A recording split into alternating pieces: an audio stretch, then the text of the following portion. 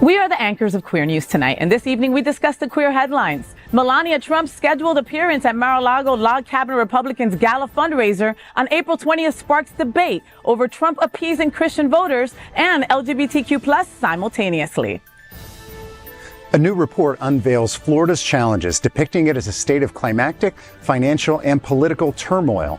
Guess how many Floridians left the state in 2023? DeSantis does not seem to know the solution. Atlanta will host the first U.S. Global Black Pride event from August 27th to September 2nd, celebrating diversity and equality.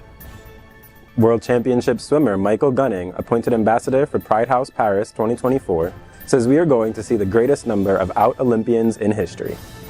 Gay photographer John Carmichael, renowned for his 2017 Eclipse photo, returns to capture today's eclipse, making the LGBTQ+ community proud. Good evening, everyone, and welcome to Queer News Tonight. This is the world's first and only LGBTQ+ daily evening television news, broadcasting live and then available on demand.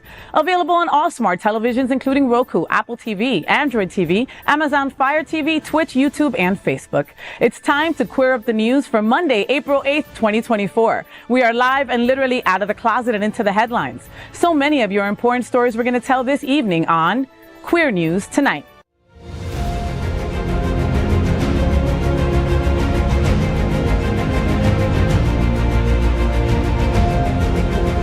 This is the world's first live daily LGBTQ evening news show, literally out of the closet and into the headlines on Queer News Tonight. This is the world's first and only unedited live LGBTQ+ evening news show. Whatever happens unique in LGBTQ+ news, you will see it and hear it. Hotspots Magazine, Happening Out Television Network, is a nonprofit 501c3 media company in the same model of PBS and NPR, but designed for the LGBTQ+ community. Our mission is to support the 11 pillars of our LGBTQ+ community. We want to inform and educate the key issues of our queer culture, the Black community, Latino, lesbians and queer women, trans students, youth, seniors, HIV/AIDS healthcare, business, social justice, and faith. Help us support our community. We are part of one of the largest LGBTQ+ nonprofit media companies in America, Hotspots Magazine and Happening Out Television Network. In 2024, our magazine is celebrating 40 years of the LGBTQ+ experience, and our television news, talk, and entertainment shows support our mission to educate the LGBTQ+ and broader community. So let's begin by meeting tonight's anchors at Queer News Tonight. Let's welcome anchor Jamaal L. Starks. This beautiful face. Look at that. I could just look at him forever. I'm just going to stop and look at him instead of the eclipse. AKA Porcelain Baby, Jamaal is currently the president of Impulse Group Miami. He's a sexual wellness advocate and coach and walk sex siren in the ballroom scene with the House of Gorgeous Gucci. Jamaal is a board member of the Legacy Builders Consulting Group, a part of South Florida's Fit Safe Space team, and the Queer Yoga Club at Miami Life Center. Jamaal, speaking of the Queer Yoga Club, your next event is at Wynwood's Miami Life Center on April 27th. Tell me what's happening. Yes, the Queer Yoga Club. Every last Saturday of the month, or fourth Saturday of the month, we have the Queer Yoga Club at 11 a.m. to 1 p.m. where we do a flow, we connect, we vibe, we kick our butts in a cute vinyasa flow. And I come with the sound bowls, as you can see there, and a meditation with Edgar as well. So come on out, enjoy community and fun. And at the end, we have community conversation where about 30 to 50 of us just talk about what's happening in the community. Sometimes we cry, sometimes we laugh, sometimes we hug. We just have a great queer time. I love that. And it's getting more and more popular, Jay. So can people sign up beforehand, or can you just show up? You have to sign up beforehand. Just go to MiamiLifeCenter.com and you will see it in the workshop section. Thank you very much. Next up, let's welcome Mark Pettitt. Mark is a pioneering traveler and coordinated the very first gay pride parade ever on the continent of Antarctica. Right? And you felt like you did something today.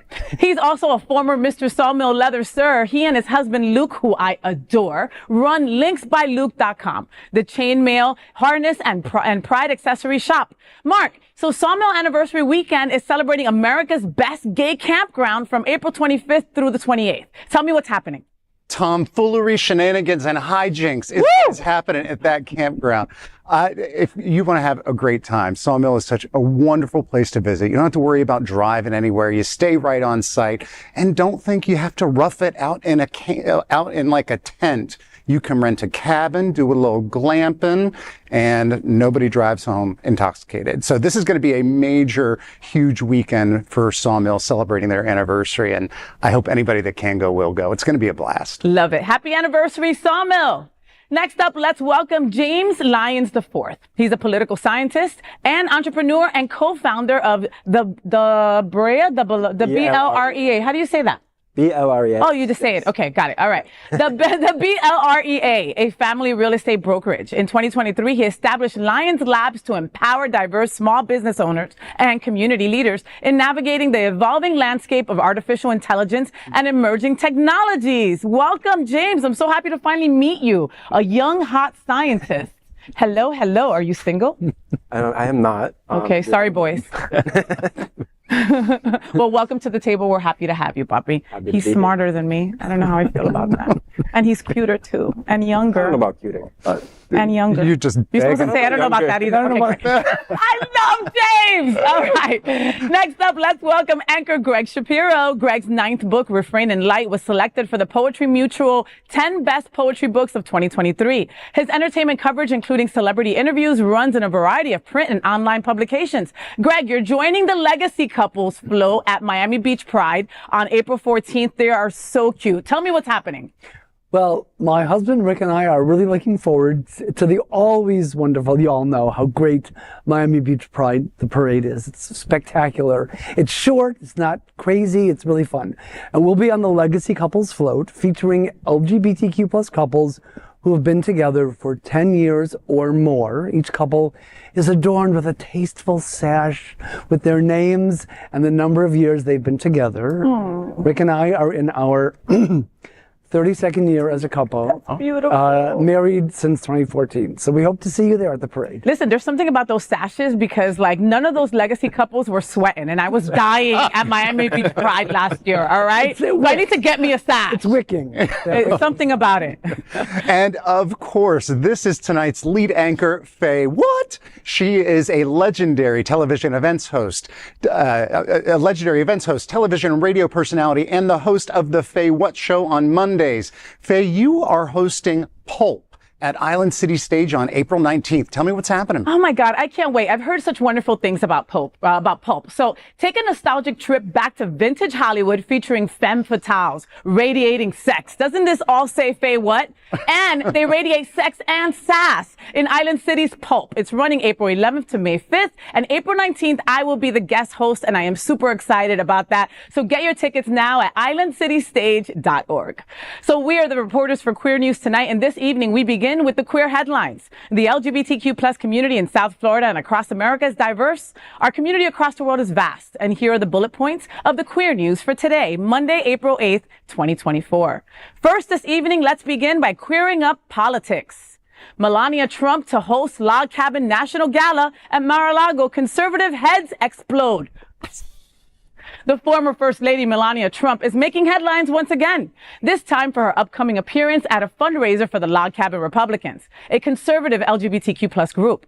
The event is scheduled to take place on April 20th at Mar-A-Lago. This isn't the first time Melania has collaborated with the Log Cabin Republicans. In 2021, she attended the group's annual Spirit of Lincoln Gala as the guest of honor. However, not everyone in the Republican community is pleased with Trump's association with the pro-LGBTQ plus cause. Christian Republicans, in particular, are expressing frustration at Trump's involvement in the Log Cabin Republicans, a group that is banned from the Texas Republican Party. Jenna Ellis, a former attorney for Donald Trump, has also expressed dismay over the Trump's participation in a pro-LGBTQ plus event. She said, quote, "This is an example of something Trump is doing that zero Christians can support," end quote. Emphasizing her disagreement over Trump's support for Log Cabin Republicans, she adds, quote, "Where and when in conflict, I follow Christ over Trump," end quote. Melania Trump's involvement in her husband's presidential campaign has been limited, with only 2 formal public appearances noted. The first in November 2022, campaign kickoff, and a joint appearance with him in March to vote in the Florida presidential primary. And now she's supporting a conservative LGBTQ plus group. Does it mean Trump is trying to pander to the LGBTQ plus community? If yes, will it work? Hell to the no, it won't work. Listen, Melania Trump, girl. Listen, it makes sense that this event is on 420 because you're going to have to be really high to go to Mar-A-Lago and deal with Melania Trump, okay? I am so glad that James is here because he'll be able to maybe tell me a little bit about this. I personally think that Melania Trump is hiding somewhere with some Cheetos and her dog watching TV. That this is an AI hologram of her, and that is why we've only seen her come out twice. Okay, that is what I think. James, what do you think? I mean, I feel like you could be right. I think she's strategic in that regard. Mm-hmm. You know, I think she is very much. Sometimes I feel bad for her. But on some she really was like, you know what? I'm gonna marry this billionaire. I'm gonna have money. I'm gonna do what I want. And then this man turns around and becomes president. I mean, I would be pissed if I was. Messed up her president, and he became that president. You know what I mean? Of all presidents? Yes. Yeah. I just feel like she wasn't trying to be first lady. That doesn't she was probably like, oh, he'll live another 5, 10 years. She had that off, right? Going. And where does this person get off saying 0 Christians are going to be behind our community? We are literally in Sunshine Cathedral Church. I hate that brush is used to paint over all Christians when that's not even the way I think that the majority. Wow. It's funny how the Pope thinks. The Pope is, that's somebody you should listen to. That they can bless same-sex unions, but couples.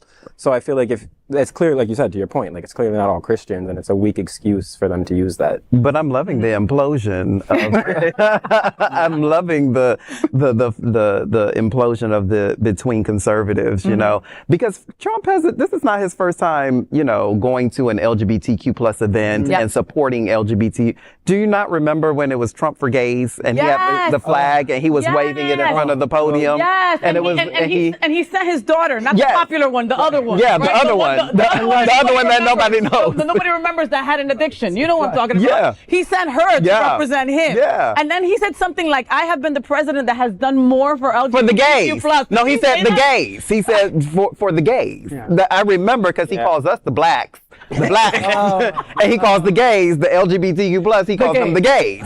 So this isn't his first time. It's like, where have conservative Christians gone? Who do they think that Trump is? And I follow Christ before I follow anything. Girl, get out of here. I think Melania will feel right at home at a log cabin Republican event because they're just money-hungry whores just like she is. Wow, Brad. At least we know she'll be well-dressed. Either that or she will face the wrath of those sick queens at her own home at Mar-A-Lago. Or all of us. She does always come with, she really gets the evil villain look down. Her and Ivanka, they have that evil fascist look down to a T. Yes, they do. But I do think also, I want to go back to what you were saying though about conservatives kind of imploding here, because this does show Trump has never been about anything other than Trump. Right. So once you say I'm for Trump, Trump actually does not care if you're black, white, gay, anything. He cares that you're for Trump. And that's what it all comes down to. Right. They're disposable as well. I think that these log cabin Republicans, as weird as we find them, though, are important to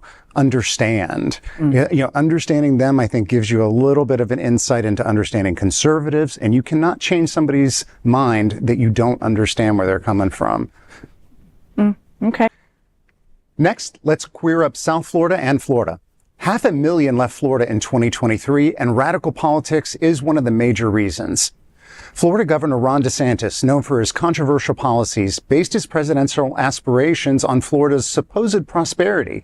However, a recent report paints a different picture, depicting the state as a pressure cooker of scorching heat, high living expenses, and divisive politics. In a recent interview with NBC News, Floridians, both new and longtime residents, shared conflicting perspectives on the state's vibe. Donna Smith, a former Tampa Bay resident of 30 years who relocated to Pennsylvania in December, lamented the loss of the relaxing beach community that she once cherished. She described the current atmosphere as constantly stressful, fearing it could erupt at any moment. Despite Florida's status as the second fastest growing state in the U.S., last summer with over 700,000 newcomers in 2022, there's also a notable exodus. A state's growth numbers only reflect new residents, but the real numbers are very different. Approximately 500,000 individuals left the state during the same period of 2023, highlighting the polarizing nature of Florida's appeal. Another major reason for people leaving Florida is increasingly severe storms and hurricanes that have led to skyrocketing homeowners insurance rates, with a staggering 42% surge last year, amounting to an average of $6,000 per homeowner. This is the highest in the nation. Car insurance rates in Florida stand at a staggering 50% higher than the national average. Coupled with home prices soaring by 60% since 2020 and one of the lowest median salaries in the nation, the state grapples with a severe affordability crisis. Addressing these pressing issues demands bold and innovative solutions. DeSantis, on the other hand, is fanning the flames in a culture war and fighting diversity and inclusion. I mean, really, though, these numbers are great news to DeSantis.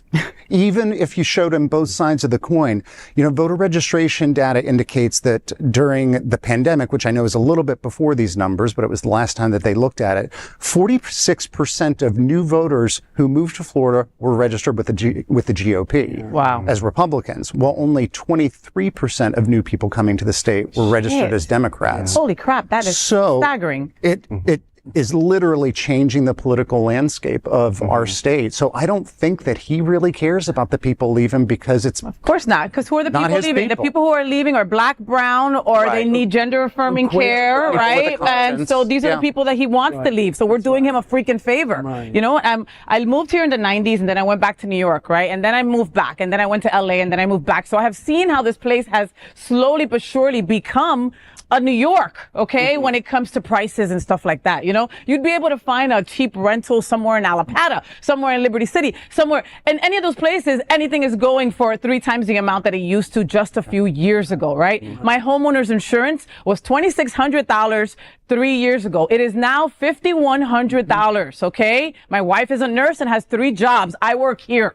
All right. So understand, I went to Publix the other day. I bought 3 things. It was $65. Okay. Yeah. Our car insurance used to be super cheap here in Florida. Yeah. It is not anymore because of our flooding and our storms and all that kind of stuff. This place, exactly what DeSantis wants to happen is what's happening according to these statistics. And he never says the people who leaves. He constantly says, what a building, what a huge movement we have. We're the most growing city ever, the most growing state ever. We're growing because people like us are having to leave. Right. Yeah, and I was going to point straight to that. Gentrification is a huge problem in South Florida and many major cities, as we can see in Miami, like you were talking about, Alapata, Liberty City, all of these, Little Haiti, all of these places were affordable places to live, and now the median rent in Miami for a 1-bedroom is $3,000. That is absolutely astronomical. Where do those poor people who usually are marginalized, black, brown, trans, Latino, all of the things, where do they go? They have to leave. They have to go away. And then when you're instituting policies that literally speak against their own existence, now you have you're like, I don't want to deal with this. I don't want to deal with this shit. I'm going to have to find somewhere else to go. And it's so sad that here in Florida, it's a beautiful place to live. I am from Miami. I am a native person who born Jackson Memorial Hospital. And I'm looking at my counterparts having to leave the state because of these things. Yeah, our own friends, our own, people that we know, and again, and parents that have to leave just to get their kids the right care that they need. Right. LGBTQ plus kids that can't, and even adults that are needing this gender affirming care that we no longer are going to be able to support and give. Well, the only Florida exodus I want to see is Republicans relocating to Alabama or Mississippi. They can have Alabama and Mississippi. Texas, they can have Texas too. They can have Texas. Let's not say that, because there's still people there we should care about too. Republicans? We'll get them out. No, but the people who are also suffering in those states at the behest of similar governments. Yeah. But I want to go back to what you were saying though about, you know, there, especially for the parents who need to leave to get their kids healthcare, there's another side as well that's education.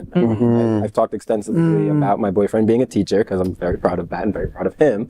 But, you know, Not an easy gig. For your boyfriend to especially have. in Broward County, Florida, being an openly gay teacher is a very difficult experience. And that's only one part of it. But there's a whole other part of it that goes into the education itself, right? Like the government isn't investing in certain types of education. No more Black history. And so you're also losing the professionals, right? You're actually not getting people, the best teachers don't want to teach in Florida.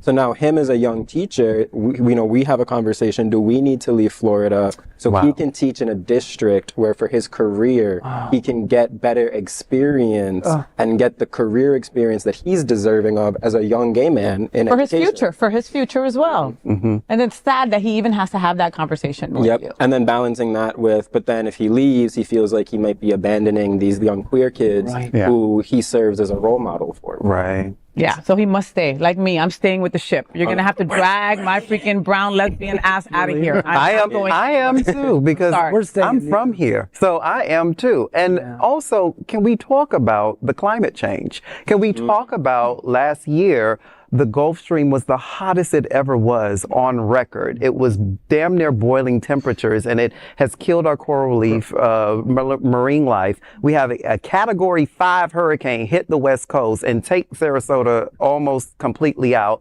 And you talked about insurance prices. My homeowner's insurance in 2023, y'all ready for this? Was $12,000. Wow. Was $12,000. My car insurance tripled when I moved. In New Jersey, my car insurance was $196. I moved to Florida, it went up to nearly $600. I had to have them lower me to like the most basic insurance to make. Well, you're also 11, Papi. So once you get to a certain age, it'll be a little bit it was lower. $196 though. Yeah. So I was And like, he was 11 in his former state. Yeah. Exactly. Right. So Crazy. So we also have to talk about climate change. I mean, we're right now. Global warming is real. Total solar eclipse is a great conversation to bring in that climate change is real. And despite what conservatives and Republicans want you to believe, that you can see it happening outside of our front door. Yeah. Last year in April, Fort Lauderdale had the most intense rain that they have ever seen in 1,000 years of ever human recorded history.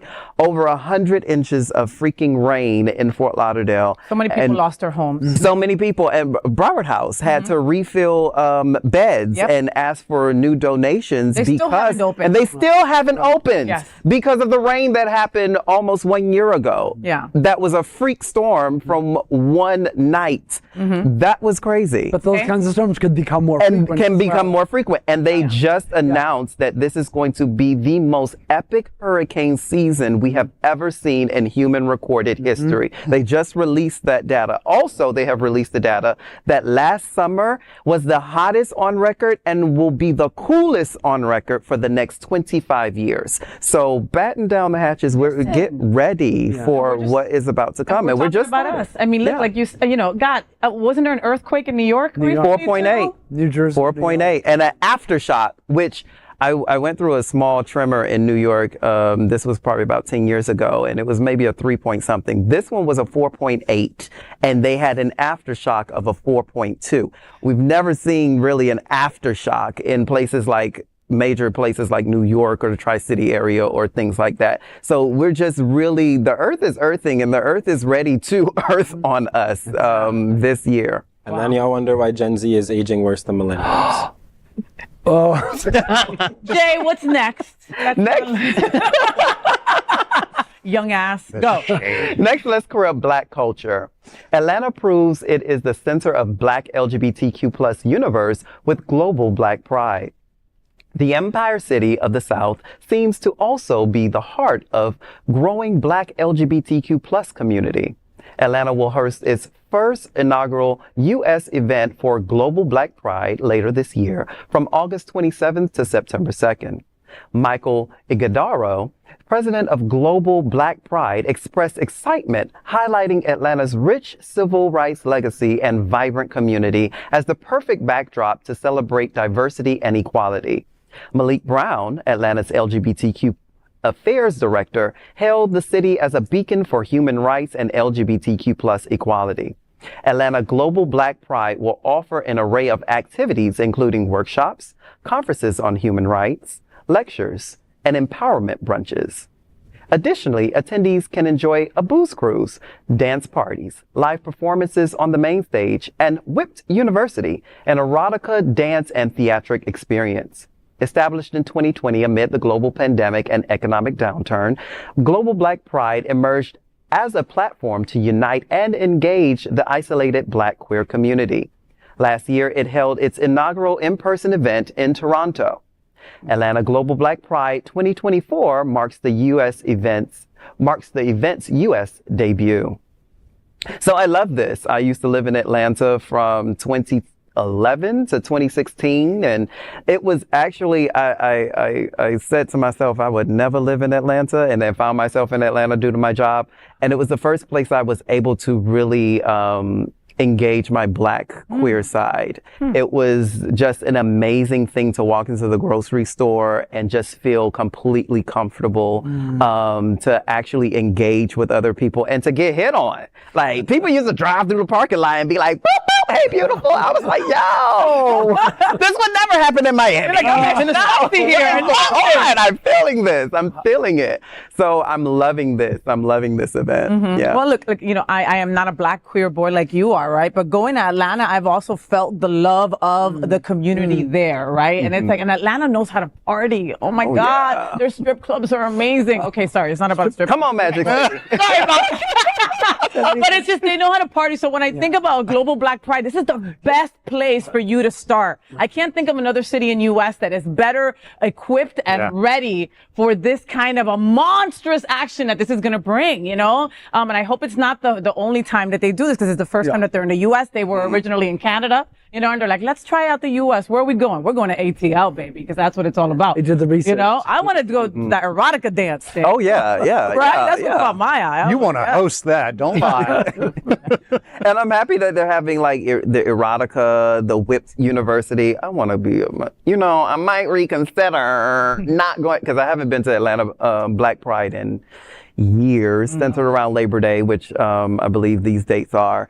But I mean, this might change my mind. Now, this booze cruise thing. Oh, can we talk about that? I really want to know where y'all having it, because the only place to have a cruise is Lake Lanier, and that's not the best place to be on. Like, I'm not a fan of getting on Lake Lanier. So historically, stuff has happened on that lake, right? Historically, that is a drowned lake of a black town was drowned. Okay, if you don't know the history, there are hundreds of lakes in the U.S. where they drown black towns and created lakes. Even in Florida. Yeah. Lake Lanier is one of the most popular ones, and it's also one of the places where you have the most drownings and freak accidents and things. So it's haunted. I believe them ancestors are down there like, girl, now y'all know better. Yeah. So I'm praying that that's not where the booze cruise is. But I don't know. It's like the Bermuda Triangle, that kind of thing? Like, it's more just like, you know, it's just like a haunted lake. Like, you know how a lot of the U.S. is haunted because it's built on like indigenous burial grounds? It's just the same thing, but with black people, kind of. And those energies are there. Oh, yeah. I remember I drove to Atlanta once from Florida up 75. Never again. I do 95 all the time. I will do that little clip of 95, no problem. But that west side, I remember driving. I'm holding the steering wheel.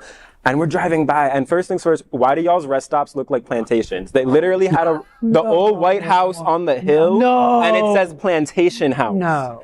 And I'm like, I can hear the ancestors like whispering in my ear. Why don't you run? Keep going, baby, keep going. Don't stop. You'll make it through. I swear. And then we picked up my friend. She's white. I had her drive. I was like, I'm not doing I don't even know where she's at. You drive. I'm sorry. That's it. I do feel safer when I get inside Atlanta city limits. Yep. It's so funny when I'm driving up to Atlanta, as soon as I cross Macon, everybody knows. As soon as you cross Macon and you get like, it's kind of sort of the outskirts of the Atlanta airport, you're like, oh. I can breathe again. Ooh, I'm here. I'm here. I'm almost there. And you know, with all they say about Florida, that's also how I feel driving into Florida from It's Georgia. the same thing. Panhandle. It's the same thing. You Panhandle. cross Yeah. that Florida, Georgia, that St. Mary's River, Yeah. and I'm like, whew, take cruise control off, speed up a little bit, like Right? you feel like you're like, okay, Breathe. I'm safe. Like you can breathe. But I honestly think that this Global Black Pride is going to be fantastic. I wish them all the luck for their inaugural in the U.S. Yeah. Kick ass, okay? It goes good this year. Me and Jamaal go next year. Yeah. Right? And that works. I'm down. James, what's next, baby? Yeah. Next up, let's queer up sports. Olympic Pride House ambassador says Paris will have the most out athletes ever. Michael Gunning, a world championship swimmer, has been named an ambassador for Pride House Paris 2024, ahead of the upcoming Olympics. He believes this event could set a record for the most openly LGBTQ+ athletes in Olympic history. In an exclusive interview with Attitude, he emphasized the importance of LGBTQ+ representation in top-level sports, noting the significant progress made in this regard. Past ambassadors have included notable figures like Stephen Fry, Ben Cohen, and David Furnish. Reflecting on his tenure as a Pride ambassador during the Birmingham 2020 Commonwealth Games, Gunning expresses his aspirations to leverage his past experiences in his upcoming role in Paris. He emphasizes the Olympics' core essence of fostering unity and aims to inspire, educate, and empower all individuals attending the grand sporting event in Paris, touted as the world's largest. Gunning is the first openly gay, mixed-race professional swimmer in the UK, proudly representing both Jamaica and Great Britain throughout his illustrious 16-year career. Leveraging his platform, he champions LGBTQ+ visibility in sports worldwide. Joining Michael Gunning as ambassadors for Pride House Paris 2024 are trans artist Louise, LGBTQ+ activist Amazing Lathai, and Australian Paralympic rower Nikki Ayers. A Pride House serves as a special venue established at significant sporting events to celebrate and provide support to LGBTQ+ athletes, fans, and the broader community. And can we pull up a picture of Mr. Gunning one more time, by the way? Gorgeous. I can look at him. If you needed another reason to watch the Olympics, here you go. Qué lindo. Right? Yeah, I will be swimming. I believe, right? That's the sport. You don't even care. Look at that He's like, I'm body. following him right now on IG. I don't care what he You know what though? I remember when I was probably like 16, 17 and the Olympics came by. I remember Tom Daley was. Kidding, right? Wasn't he the leader? I remember he was like the guy, and I was just like, oh man, I was like, we need more black people up, and so I'm very happy to see Mr. Gunning.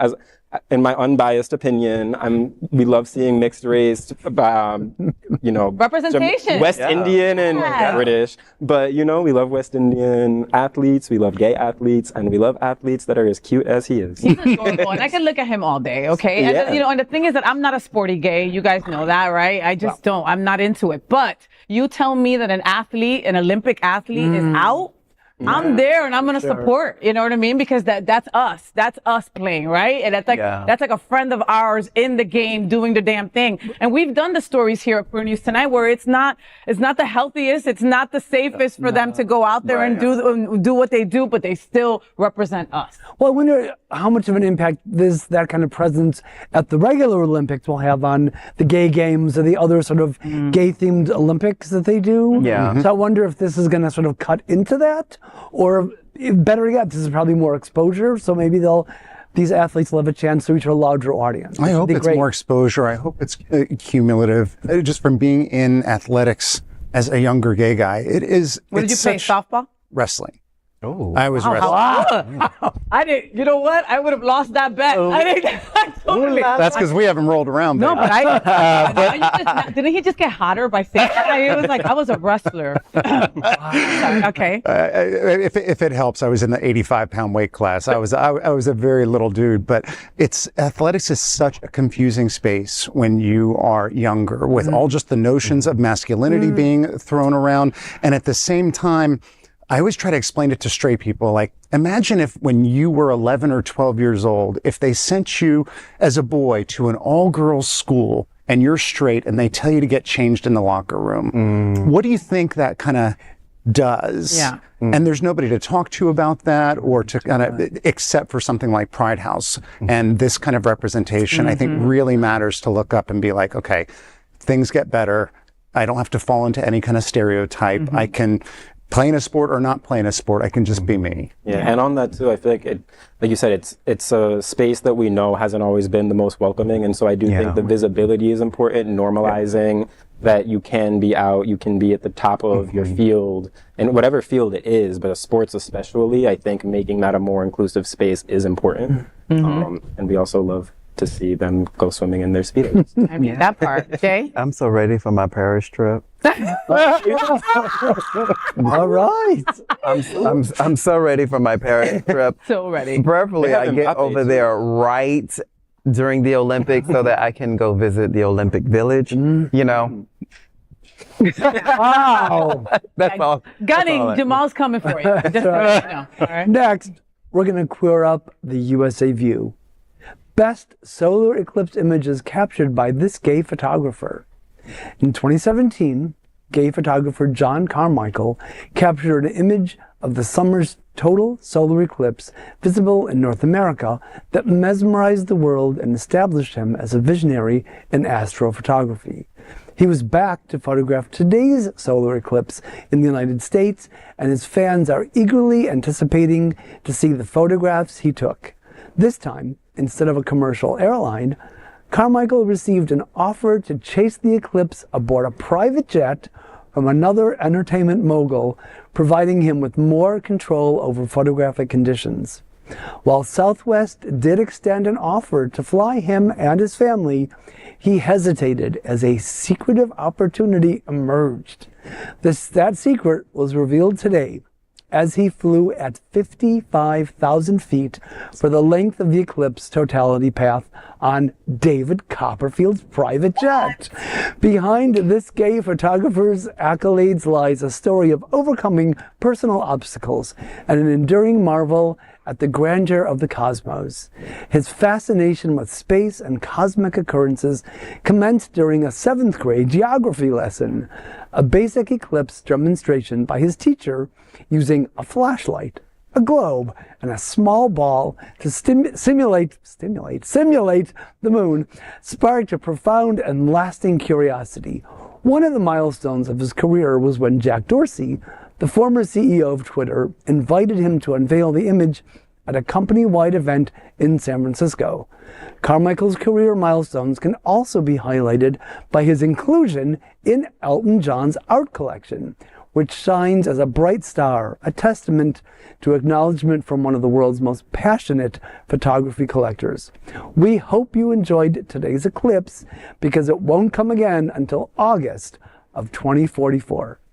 I have to say, Carmichael's photography work is it's simply breathtaking, and he deserves to be showered with praise. But in terms of the solar eclipse, I'd like to quote my spirit animal, Miss Jean Brodie, and say, for those that like that sort of thing, that is the sort of thing they like. There's a lot of us gay space nerds who adore this man and Carmichael? yes. Okay. I think that there's something about space and like sci-fi that a lot of queer people do lean into, because in this whole kind of like sci-fi world, you get to imagine or long for a world that I think is a little bit more evolved. Like surely the other creatures out there that have been around for billions, like they have this shit figured out. They don't give a shit. Like, They don't give a shit that you're gay. Yeah, exactly. It's not the top of their list. Exactly. Right. I'm a big fan of the gay space communism that they always seem to have, where like all the countries on Earth were like, oh, there's an alien invasion, there's aliens, so we don't need to fight on Earth anymore. Let's just figure everything out. Oh yeah, we have all the resources. The AI just distributes your food, or you like generate it, whatever, and everyone's just vibing. Like. I feel like we need a little bit more gay space communism. Back to AI again. Yeah. Back to AI. Do you think that people get a little crazy during something like this? Well, don't During, forget like, that. I mean, like my dog has been doing circles all day, and I was like, "What the hell is wrong with him?" Because Did I forget to supposedly- give him his meds? Maybe, but like was it the eclipse? Supposedly they can sense people's, there was a thing online that they can sense people's response to it. And you might have, like when the moon's going right in front of the Earth like that, it can be disrupting Pressure. maybe our gravity, the electromagnetic field, perhaps. There's all kinds of solar flares that we're going to be able to see and get exposed to that you don't normally, because the coronavirus corona is so exposed. The So sunlight also yeah. gets weird. The Yeah, there sunlight can be gets weird. I remember last time they had these glasses with like the red and green paper in it for you to see. I didn't see shit. That's Somebody So, like, like and the red only and thing, green like, glasses. and like now, yeah, it looked like a 3D glass from like the 80s. And then like today, my wife took out the coriander or whatever the hell you put, the calendar. I thought she was gonna make me spaghetti, and she's like, "No, I'm going outside to see the eclipse." And I'm like, my Cubans lost her shit. Hey, number one, somebody gave you some 3D movie glasses to look at.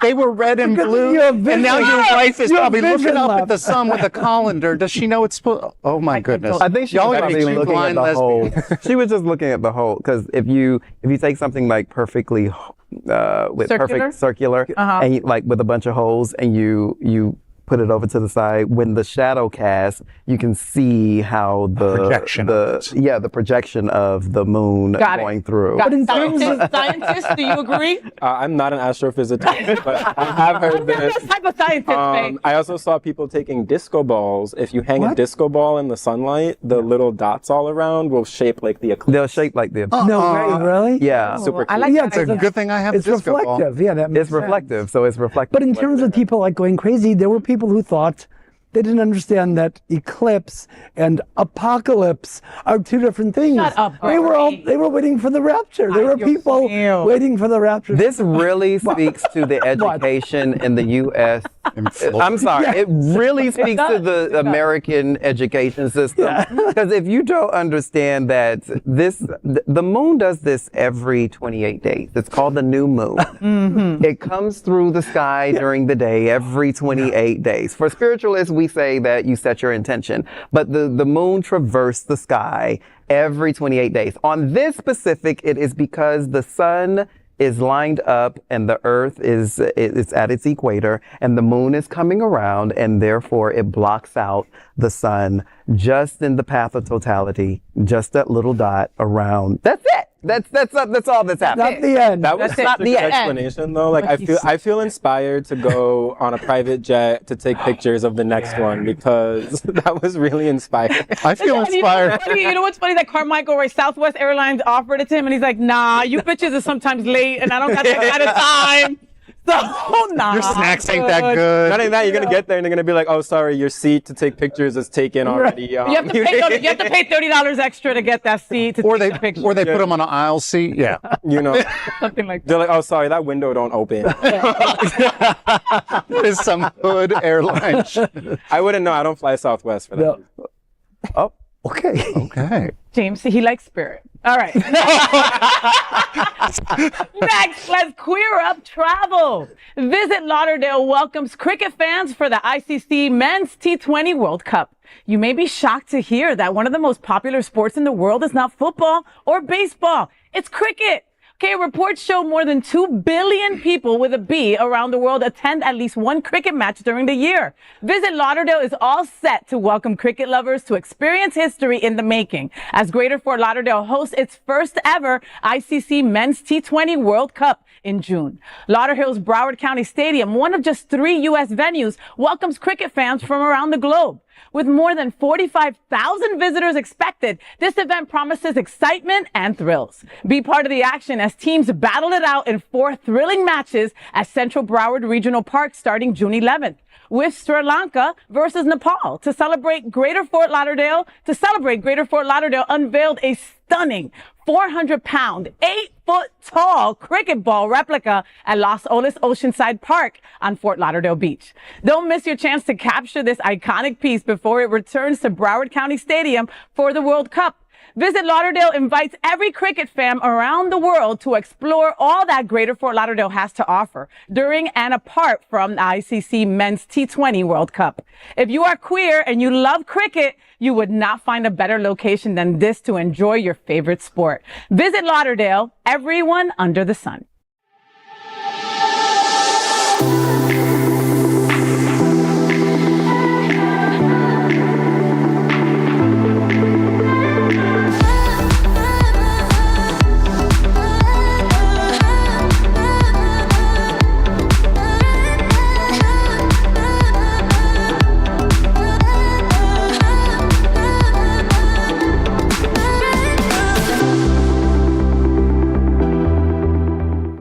So I had no idea that cricket was so popular, right? Like I see that big paddle and I get kind of turned on, right? But then I'm also kind of like, oh, what do you do with this? This seems cool, So I didn't know that it was so popular. And then James over here was telling me that it's like huge and I had no idea. Yeah. Do you play? I don't, but I know a lot of my uncles back in Trinidad seem to like cricket. Okay. I always thought of it as, in my mind, cricket was Trini baseball growing up. I was just like, oh, that's just the type of, it's like baseball. It has a bat, you hit it, you run around in circles, sports ball. But I know it is really big in particular in India, which having the largest population in the world probably helps bump up that, 2 billion people who are watching. Right. But I know it's always a big deal. Like when Trinidad and India were playing, or Trinidad and Sri Lanka, they'd be like, oh, we gotta get our best cricket players out. So it makes sense, I think, that it would come to Broward in particular. If it's gonna come to the US, it would come to a place with a lot of West Indians. And I did think it said USA and West Indies. So it seems similar to the World Cup. We've done a joint bid with our neighbors up. But it's the first time that it will be on American grounds. Well, wasn't it like a couple weeks ago? Wasn't there like the polo thing was going on, and now cricket? It's like, what are we going to be like having like tea and crumpets soon or something? I'm waiting for the croquet tournament is coming next, but I don't know if I can go to this. British accent and paddles is how I got married in the first place.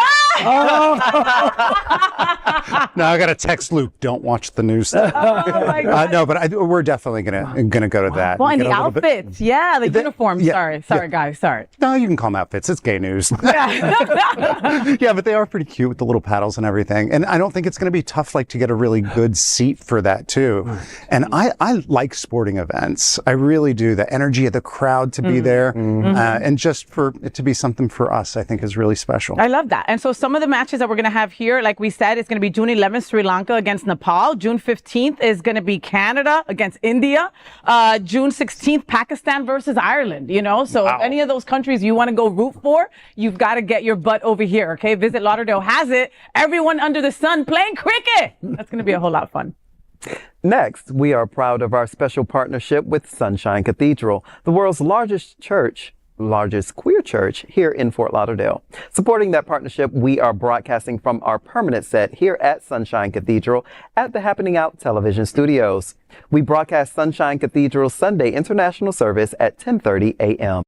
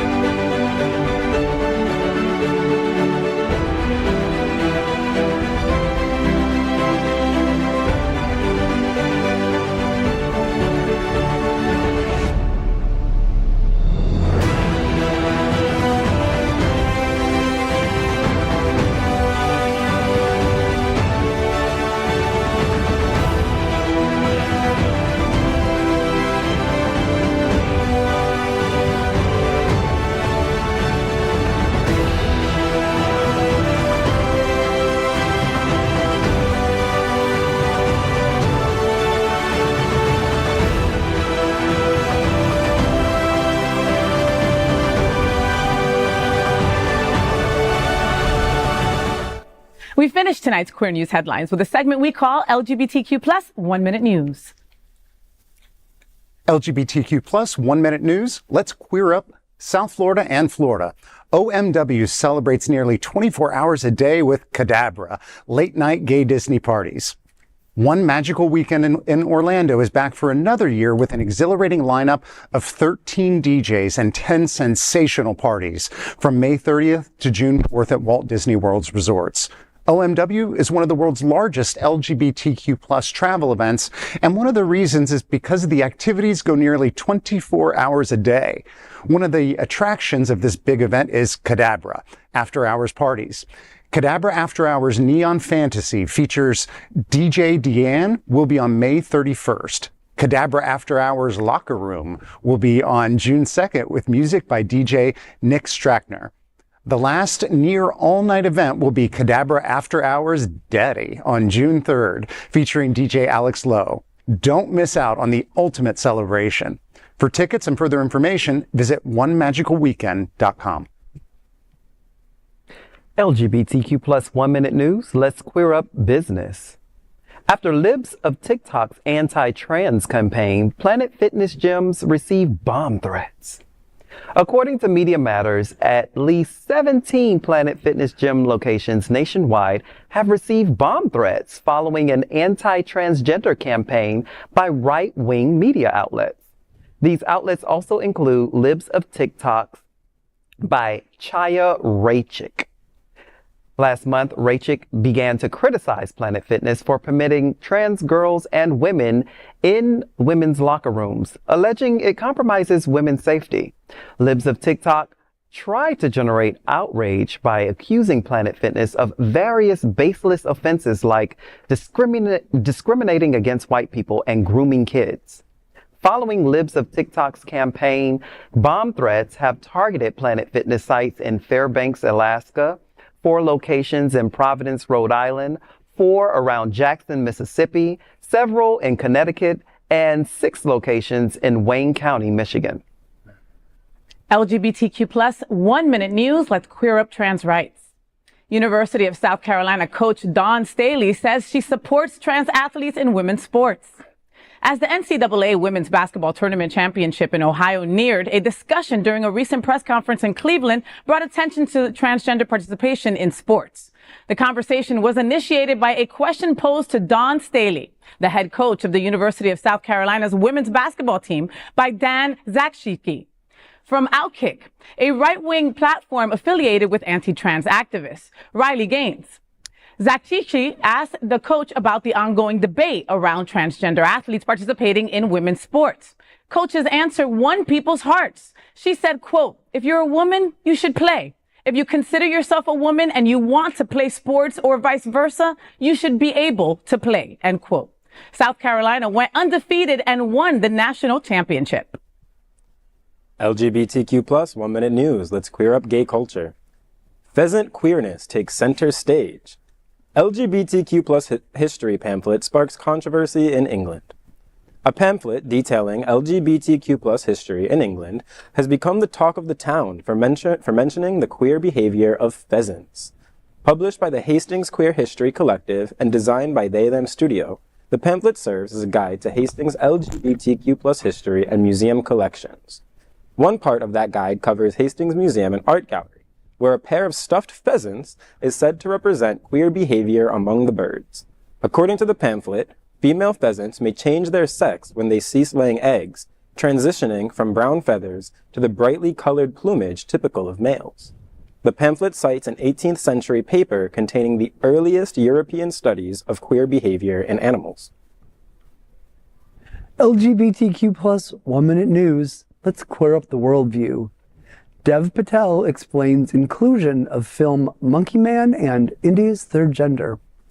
Dev Patel delves into gender diversity representation in his latest action film Monkey Man, which he directs and stars in. Co-produced by Jordan Peele, the thriller follows a man navigating the underground fighting scene in India, seeking retribution. Patel's character finds solace and support from a community of Hijras, India's third gender, encompassing various gender identities. When questioned by Variety at the film's Los Angeles premiere regarding its portrayal of the trans community, Dev Patel said, quote, "This is an anthem for the underdog, the voiceless, the marginalized," end quote. That is today's news for the LGBTQ plus community on the world's first and only daily LGBTQ plus evening news show. If our community is important to you, share this news with your friends and family. Are you, like most of America, part of our very large television audience watching this live LGBTQ plus news broadcast right now on Roku, Apple TV, Android TV, and Amazon Fire TV? Queer News Tonight is the only live LGBTQ plus digital television show in the world that is out of the closet and into the headlines. We need your support if our community is to grow. We must tell our stories and bring them to the attention of the broader world. This is the only place in the world that tells these types of LGBTQ plus stories in motion and sound. That is the passion of Hotspots Magazine, Happening Out Television Network, and Queer News Tonight. I'm your anchor, FayWhat. And on behalf of these LGBTQ plus reporters, the incredible anchors of Queer News Tonight, including Jamaal L. Starks, Mark Pettitt, James J. Lyons IV, and Gregg Shapiro. We will see you daily at 8 p.m. And to our LGBTQ plus world, we wish you Good night. Buenas noches.